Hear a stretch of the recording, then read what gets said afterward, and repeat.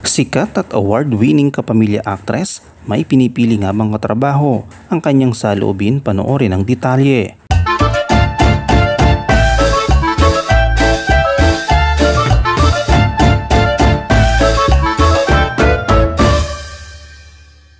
Si Jody Santa Maria, isang kapamilya actress ay walang naramdamang pressure at hindi naging issue ang kanyang paggawa ng Unbreak My Heart para sa GMA7. Ayon sa award-winning actress, hindi ito malaking issue sa kanya na tanggapin ang proyektong ito, ano man ang maging reaksyon ng manonood ng kapuso pagkatapos nilang mapanood ang serye. Ang Unbreak My Heart ay ang unang pagkakaisa o kolaborasyon ng ABS-CBN at GMA7 na isa sa mga naging paraan para tuluyan ang matapos ang network war sa Pilipinas. Sa kanyang pahayag ay sinabi, "I think least ko na iniisip kung para kanino ko gagawin yung karakter na binubuo ko. I think for me as an actor, mas buuin ko muna siya depending on what the requirements of the script and story are.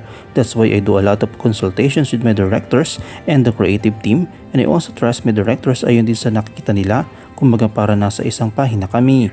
I am also thankful to be able to do this series in partnership with GMA7 sa totoo lang because I've been doing series and movies for ABS-CBN for the past 25 years. So I feel na ang mga manonood ko are those people na loyal sa Kapamilya Network. But now I was given the chance to experience being with a different audience and also to leave my footprint sa mga tao na hindi pa nakakapanood ng show or series sa ABS-CBN na maaaring hindi rin nila ako kilala as an actor. So parang for me lang, the goal lang is to do what is required for me excellently and just hope that they will appreciate it as far as the audience is concerned."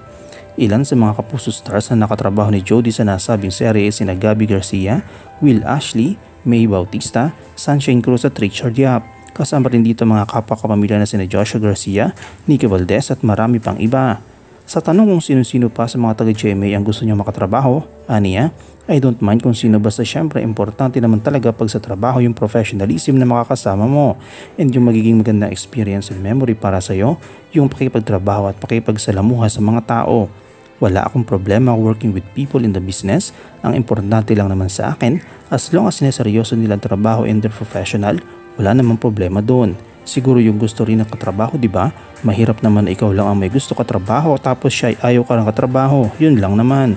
Pero I really look forward talaga to working with different people kasi at the end of the day, there is something to glean from the experience from what they encounter. I'm really thankful to be blessed with giving actors."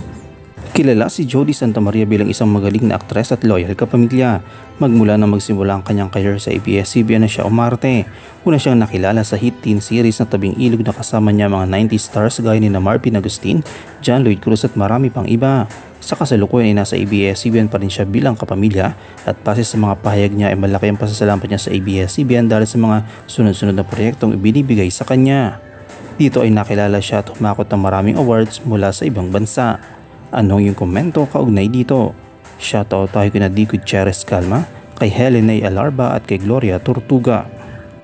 I-comment mo lang ang inyong opinion sa comment section at huwag kalimutang i-like, i-follow, i-subscribe ang bcgram.net para sa mga latest happenings.